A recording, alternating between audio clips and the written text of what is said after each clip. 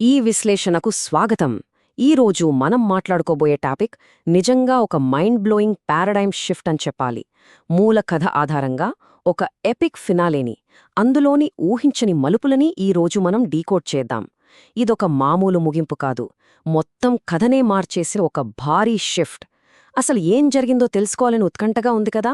అయితే ఇంకెందుకు ఆలస్యం, డైరెక్ట్గా మ్యాటర్లోకి వెళ్ళిపోదాం. ఒకసారి ఆలోచించండి. ప్రపంచాన్ని కాపాడిన హీరోలు చివరికి ఎవరికీ కనపడకుండా తలదాచుకునే నేరస్తులుగా ఎందుకు మారాల్సొచ్చింది? అసలు ఈ ప్రశ్న వింటుంటేనే ఒక పెద్ద షాకింగ్ ట్విస్ట్ ఉన్నట్లనిపిస్తోంది కదా. ప్రపంచ వినాశనాన్ని అడ్డుకున్నవాళ్లు సడన్గా ఎందుకు పరారిలో ఉండాలి? ఈ విశ్లేషణ పూర్తయ్యేసరికి ఈ అద్భుతమైన నిజం మనందరికీ క్లియర్గా అర్థమైపోతోంది.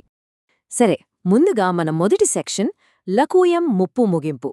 కథలో అత్యంత ఉత్కంఠభరితమైన ఫుల్ ఎనర్జెటిక్ క్లైమాక్స్ ఇక్కడే స్టార్ట్ అవుతుంది. గిబియాన్ తీసుకురావాలనుకున్న ఆ భారీ వినాశనాన్ని ఆపడానికి జరిగిన ఆఖరి పోరాటమిది.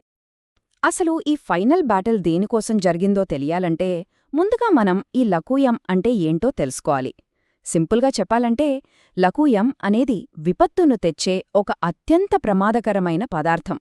మనుషులు అలాగే పొకెమాన్ల విషయంలో గిబియాన్ తాను అనుకున్నది సాధించడానికి పూర్తిగా దీనిపైనే ఆధారపడ్డాడు. సో ఈ లకూయంని సమూలంగా నాశనం చేయడమే మన హీరోల ముందున్న ఒకే ఒక్క టార్గెట్. ఇక్కడ మన హీరోల టీంవర్క్ గురించి ఖచ్చితంగా మాట్లాడుకోవాలసలు. అమోఘమంతే. స్టెప్ 1, ఫ్లోరెగాటో తన నెక్స్ట్ ఫామ్ అయిన మియాస్కరాడాగా ఎదిగింది. స్టెప్ 2, తెరపాగోస్ తన 3వ అత్యంత పవర్ఫుల్ రూపానికి చేరుకుంది. ఈ అద్భుతమైన సమష్టి కృషి వల్లే వైట్ జైగార్డును ఓడించడం సాధ్యమైంది. ఇక ఫైనల్ స్టెప్ ఏంటంటే వాళ్లనుకున్నట్లే ఆ లకూయమంతా కంప్లీట్గా కనుమరుగైపోయింది.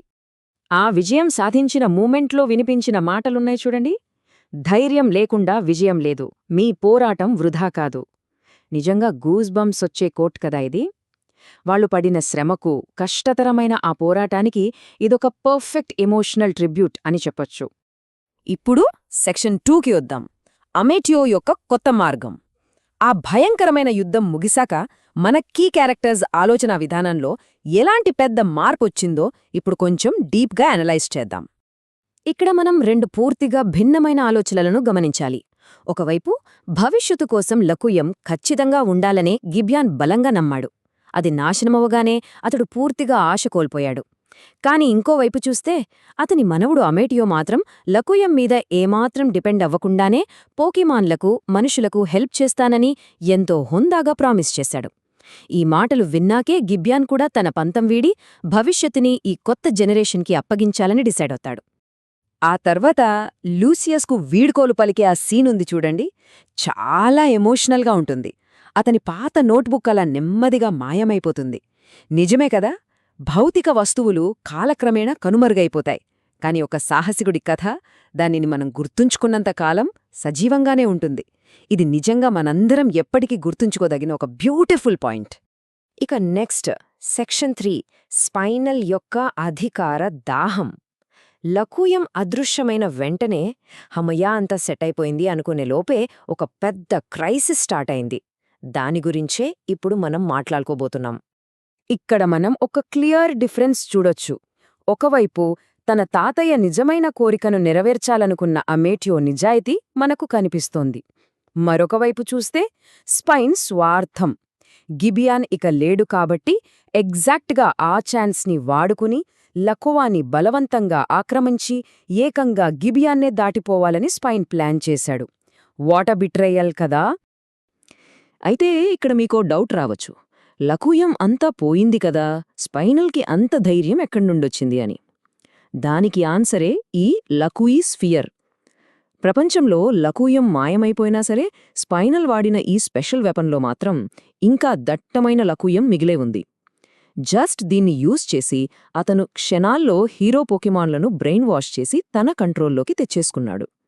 ఆ దెబ్బతో లకూవా ఇక ఎక్స్ప్లోరర్స్ డే అని డిక్లేర్ చేసేశాడు. ఇప్పుడు సెక్షన్ 4కి వెళ్దాం. బ్రేవ్ ఆలివిన్ యొక్క ఉత్కంఠభరితమైన పలాయనం. బ్రెయిన్ వాష్కి గురైన ఆ పవర్ఫుల్ పోకీమాన్ల చేతుల్లో చిక్కకుండా ప్రాణాలతో బయటపడటానికి మనవాళ్లు చేసిన ఆ డెస్పరేట్ ఎస్కేప్ ఇక్కడే మొదలవుతుంది. అసలు ఆ భయంకరమైన గందరగోళం నుండి వాళ్ళు ఎలా తప్పించుకున్నారో ఒకసారి ఆ టైం లైన్ చూద్దాం. మొదటి నిమిషం బ్రెయిన్ వాష్ చేయబడిన పోకీమాన్ల దాడి నుండి అందర్నీ కాపాడటానికి రేక్వాజా వెనకే ఉండి ఫైట్ చేస్తోంది. 2వ నిమిషం కింద పడిపోతున్న వాళ్ళని రక్షించడానికి చారిజార్డ్ ఇంకా కిలోవాట్రేలొస్తాయి. 3వ నిమిషంలో అందరూ బ్రేవ్ ఆలివిన్ నౌకను చేరుకుంటారు, కానీ అప్పటికే ఆ షిప్ మ్యాక్సిమం ఆల్టిట్యూడ్ లిమిట్కి వచ్చేస్తుంది. ఇక వేరే ఆప్షన్ లేక 4వ నిమిషంలో డూ ఆర్ డై అన్నట్లు ఇన్ఫినిట్ రైజింగ్ సిస్టమ్ని యాక్టివేట్ చేస్తారు. ఇంతకీ ఈ ఇన్ఫినిట్ రైజింగ్ అంటే ఏంటి అనుకుంటున్నారా? ఇదొక సీక్రెట్ ఎమర్జెన్సీ సేఫ్గార్డ్ అనమాట. ఇదేం చేస్తుందంటే షిప్ని దాని మ్యాక్సిమం లిమిట్స్ దాటి ఇంకా పైకి పుష్ చేస్తుంది. కానీ దీనివల్ల షిప్లోని జెట్ ఇంజిన్లపై భరించలేనంత భారీ లోడ్ పడిపోతుంది.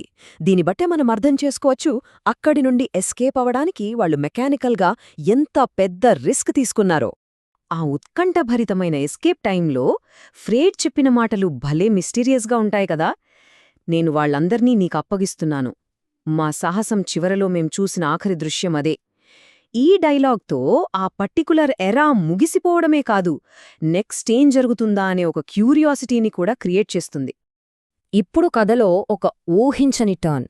సెక్షన్ 5 ఒక సంవత్సరం తర్వాత ఒక వక్రీకరించబడిన నిజం. ఇక్కడే మన స్టోరీ ఒక పెద్ద టైం స్కిప్ తీసుకుంటుంది అండ్ సిచ్యువేషన్ మొత్తం తలకిందులైపోతుంది. అవును, మీరు వింటున్నదే కరెక్టే. మౌంట్ పెరికాలో జరిగిన ఆ మిస్టీరియస్ ఇన్సిడెంట్ తర్వాత ఏకంగా 1 సంవత్సరం గడిచిపోయింది. ఈ 1 సంవత్సరంలో అసలు ప్రపంచం ఎలా మారిపోయిందో చూస్తే మీరు ఖచ్చితంగా షాకవుతారు. ఈ టైం గ్యాప్లో స్పైనల్ తన రేంజ్ని ఎక్కడో తీసుకెళ్ళిపోయాడు. ఇప్పుడతను జస్ట్ స్పైనల్ కాదు, డైరెక్టర్ స్పైనల్. ఎక్సీడ్ అనే ఒక కార్పొరేట్ కంపెనీని నడుపుతున్నాడు. అన్నిటికంటే పెద్ద ట్విస్ట్ ఏంటంటే పోకీమోన్లకు సంబంధించిన గ్లోబల్ న్యూస్ నెట్వర్క్ మొత్తం అతని గుప్పిట్లోనే ఉంది. జనం ముందు తనను తాను ఒక గొప్ప పర్యావరణ రక్షకుడిగా అద్భుతంగా ప్రొజెక్ట్ చేసుకున్నాడు. ఇక్కడే అసలైన అన్యాయం జరిగింది. ఒకవైపు అసలు నిజమేంటంటే మనవాళ్లు ప్రాణాలకు తెగించి లఖుయం ముప్పు నుండి ఈ ప్రపంచాన్ని కాపాడారు. కాని ఇంకోవైపు స్పైనల్ క్రియేట్ చేసిన ఫేక్ న్యూస్ వింటే రేజింగ్ వోల్టాక్లర్స్ పర్యావరణాన్ని నాశనం చేసిన ఒక దుష్ట సమూహం అని అతను జనాలని బ్రెయిన్ వాష్ చేశాడు. ప్రపంచాన్ని కాపాడిన వాళ్లేమో అతనాడిన మీడియా గేమ్లో విలన్స్ అయిపోయారు. ఇక్కడితో మనకొక పెద్ద క్వెషన్ మార్క్ మిగిలిపోతోంది. తమపై పడిన ఈ అబద్ధపు నిందను చెరిపేయడానికి వాళ్లు వేయబోయే నెక్స్ట్ స్టెప్ ఏంటి? ఏ తప్పు చెయ్యకపోయినా నేరస్తులుగా మిగిలిపోయిన మన హీరోలు ఈ ఫేక్ రియాలిటీ మీద ఎలా ఫైట్ చేస్తారో, వాళ్ల నిజాయితీని ఎలా నిరూపించుకుంటారో ఇక్కడే అసలు కథ మొదలవుతోంది. ఈ విశ్లేషణ ద్వారా మీకు డీటెయిల్స్ అన్నీ పర్ఫెక్ట్గా కనెక్ట్ అయ్యాయని అనుకుంటున్నాను. అసలు నెక్స్ట్ ఏం జరగబోతోందని ఊహిస్తుంటేనే భలే ఎగ్జైటింగ్గా ఉంది కదా.